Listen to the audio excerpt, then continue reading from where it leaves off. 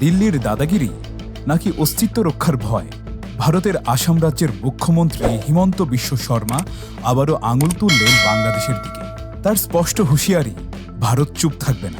কিন্তু কেন এই আস্ফালন?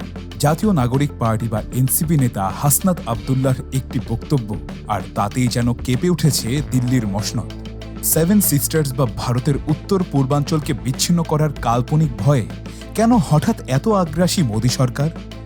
ঘটনার সূত্রপাত এনসিপি নেতা হাসনাত আবদুল্লাহর সাম্প্রতিক বক্তব্য। তিনি ভারতের সেভেন সিস্টার্সের ভৌগোলিক দুর্বলতা নিয়ে কথা বলতেই ফুঁসে উঠেছে আসামের মুখ্যমন্ত্রী হেমন্ত বিশ্ব শর্মা। সাহায্য বন্ধের হুমকি দিয়ে বলছেন, প্রতিবেশী দেশের এমন বক্তব্য হীন মানসিকতার পরিচয়। কিন্তু বিশ্লেষকরা বলছেন ভিন্ন কথা। হেমন্তের এই আত্মবিশ্বাসের আড়ালে আসলে লুকিয়ে আছে দিল্লির গভীর শঙ্কা। হাসনাত আবদুল্লাহ বা ডক্টর ইউনুস যখনই সেভেন সিস্টার্সের ভৌগোলিক বাস্তবতা মনে করিয়ে দেন, তখনই কেন দিল্লি চিকেন নেক বা শিলিগুড়ি করিডোরের ভয় অস্থির হয়ে পড়ে? বাস্তবতা হলো, ভারতের উত্তর পূর্বাঞ্চল বা সেভেন সিস্টার্স আজও দিল্লির কাছে এক অচিনপুর।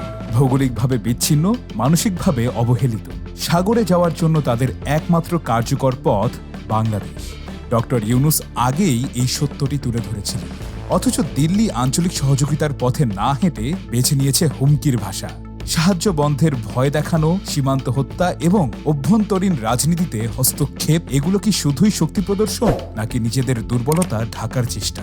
দিল্লি ভুলে যাচ্ছে 2025 সালের বাংলাদেশ আর আগের মতো নেই। হাসনাত আবদুল্লাহর বক্তব্যে যে জাতীয়তাবাদী চেতনার প্রতিফলন, তা ভারতের চিরাচরিত দাদাগিরির মুখে এক বড় চপেটাঘাত।